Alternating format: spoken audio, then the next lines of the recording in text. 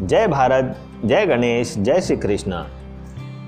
प्रिय दर्शकों, हमारे इस चैनल के माध्यम से हम आपको ज्योतिष, रत्न, रुद्राक्ष इन सब के बारे में जानकारी देते ही रहते हैं।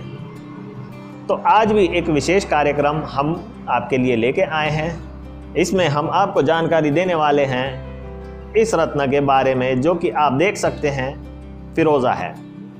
जी हाँ, ये फिरोज़ा है और इसका एक और जो क्वालिटी आती है वो आप देख लीजिए, दोनों में फ़र्क है। इसे कहते हैं ईरानी फिरोज़ा। आप देखें अच्छे से, इसमें थोड़ा से नेचुरल मेटेलिक्स जो रहते हैं, मेटल के इंक्लूजन्स दिखते हैं, आप देखिए।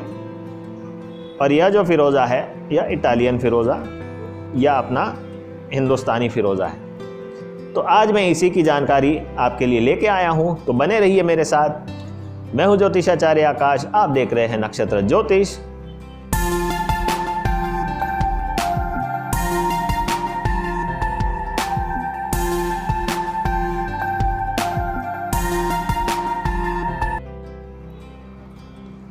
हमारे हिंदुस्तान के एक सुपरस्टार इस फिरोजे का ब्रेसलेट भी धारण करते हैं।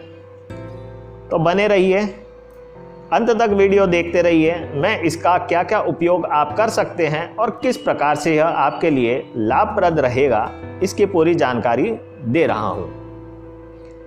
सर्वप्रथम, यह जो फिरोज़ा है यह हर धर्म के लोग इसको मानते हैं, हर कोई धारण करता है और इसके लाभ पूर्ण तरीके से प्राप्त होते हैं। सबसे प्रथम लाभ जो है इसका, यह आपके अगर प्रेम संबंध में कटुता बन गई है, किसी प्रकार से आपके प्रेम संबंधों में दिक्कत आ गई है, यानी कि प्रेम भावना में कमी आ गई है, उसके लिए यह रत्न बहुत उपयुक्त है। उसके अलावा यह लग्जरियस लिविंग का एक कारक माना गया है। अगर आपको ऐश्वर्यशाली जीवन चाहिए, लग्जरियस जीवन चाहिए, ऐशो आराम की जिंदगी चाहिए और आपकी कुंडली में शुक्र और गुरु दोनों अच्छे हैं, वेल प्लेस्ड हैं, तो आपको फिरोज़ा बिल्कुल धारण करना ही चाहिए। इसके अलावा जो लोग हीरा नहीं पहन सकते या ओपल रत्न जिनके लिए भी बहुत हानिकारक है, उन्हें भी फिरोज़ा रत्न जो बहुत महंगा नहीं है, सबसे बड़ी खासियत इसकी यह है कि बहुत महंगा रत्न नहीं है, तो यह भी आप धारण कर सकते हैं। कुंडली में अगर शुक्र अष्टम भी चला गया हो तो हीरा पहनना तो हानिकारक सिद्ध होगा ही, या गुरु भी चला गया हो तो पुखराज पहनना हानिकारक हो सकता है, परंतु आपको ये फिरोज़ा रत्न कभी हानि नहीं पहुंचाएगा। उल्टा कई बार देखा गया है कि फिरोज़ा जो रत्न है, अगर आपके ऊपर कोई विपदा आ रही है या आने वाली है तो ये अपना कलर जो है ये बदल लेता है। ऐसा बहुत लोगों ने बताया है, मैंने स्वयं नहीं देखा है। कई चीज़ें जो रहती है किसी से सुनने में आती है और वही हम बताते हैं। प्रैक्टिकली ऐसा देखना आसान नहीं है और उस चीज़ को समझना भी आसान नहीं है। खैर, जाने दीजिए। जो आर्टिस्ट लोग हैं, जिनका कंस्ट्रक्शन का काम है, जिनकी ऑटोमोबाइल इंडस्ट्री है या ऑटोमोबाइल सेक्टर में काम करते हैं,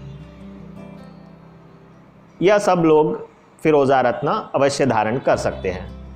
जिनके आत्मबल में कमी है या किसी प्रकार से मन में भय बना रहता है या दुर्घटना की संभावनाएं बनी है किसी की कुंडली में, या किसी को बार बार दुर्घटना हो रही है किसी के साथ, तो वह लोग भी यह धारण कर सकते हैं। परंतु एक बात अवश्य याद रखिए कि ज्योतिष या सलाह के उपरांत ही कोई से भी रत्न और उपरत्न धारण करने चाहिए। देखिए, आजकल बहुत सारे सॉफ्टवेयर्स आ गए हैं जो रत्न केवल त्रिकोण के पहना देते हैं।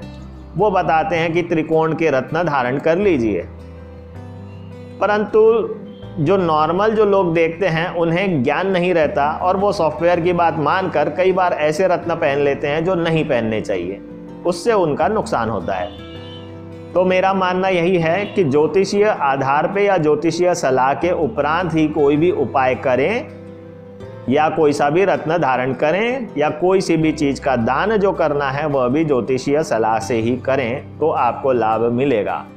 सॉफ्टवेयर्स जो होते हैं वो कैलकुलेशन के लिए ठीक है, परंतु उसके ऊपर पूरा सब कुछ सत्य मान लेना यह बहुत गलत है। तो आप इस चीज़ को ध्यान रखें। एक और उपयोग जो फिरोज़ा का मैंने देखा है कि कई लेडीज़ों को जो प्रॉब्लम्स होते हैं, गायनिकोलॉजिकल प्रॉब्लम्स, उसके लिए भी यह बहुत लाभकारी सिद्ध होता है। या जिनको संतान सुख नहीं मिल रहा, अब कुंडली में योग है परंतु संतान सुख नहीं हो पा रहा, तो उनको भी यह रत्न लेडीज़ों को खासकर धारण कर लेना चाहिए। तो यह थी इसके बारे में पूरी जानकारी और किस तरीके से आप इसका उपयोग कर सकते हैं। अब मैं आपको जानकारी देने वाला हूं कि इसको धारण करने की क्या विधि है। अब जैसे हम इसको पुखराज के लिए पहने तो उसको धारण करने की विधि अलग होगी, और जिस प्रकार हम शुक्र के लिए अगर इसको धारण करना चाहते हैं तो उसको धारण करने की विधि अलग होगी।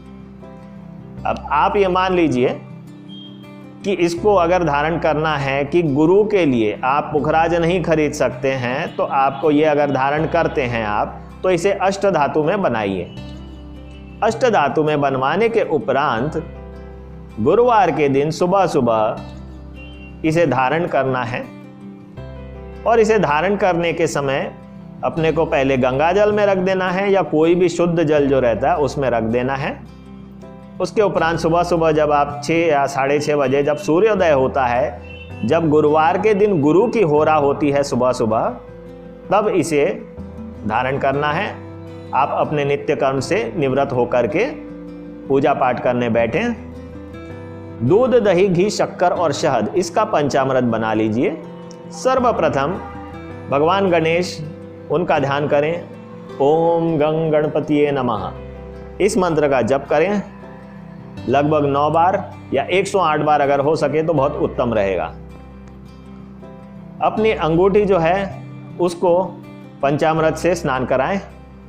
पंचामृत से स्नान कराने के बाद थोड़ा सा पानी डालें और अच्छे साफ कपड़े से पोंछ दें। फिर उसको अपने दाहिने हाथ में रख करके ओम ब्रह्म बृहस्पतिये नमः, जो गुरु का मंत्र है, उसका 108 बार जप करके, और जो भी आपकी इच्छा है कि आने वाले समय में जो इच्छा पूर्ति हो सकती है, जो संभव है आपके लिए, उसकी प्रार्थना करें और इसे धारण कर लीजिए।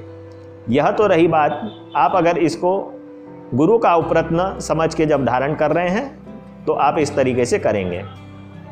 इसके उपरांत प्रोसेस सेम रहेगी। अगर आपको इसको हीरे का उपरत्न समझ के धारण करना है तो इसे शुक्रवार सुबह धारण करना पड़ेगा। प्रोसेस सेम टू सेम रहेगी। शुक्र का मंत्र है ओम शोम शुक्राय नमः। यह सब सात्विक मंत्र है। हमें इसमें कोई भी श्राम, श्रीम, श्रोम या क्राम, क्रीम, क्रोम नहीं लगाना है।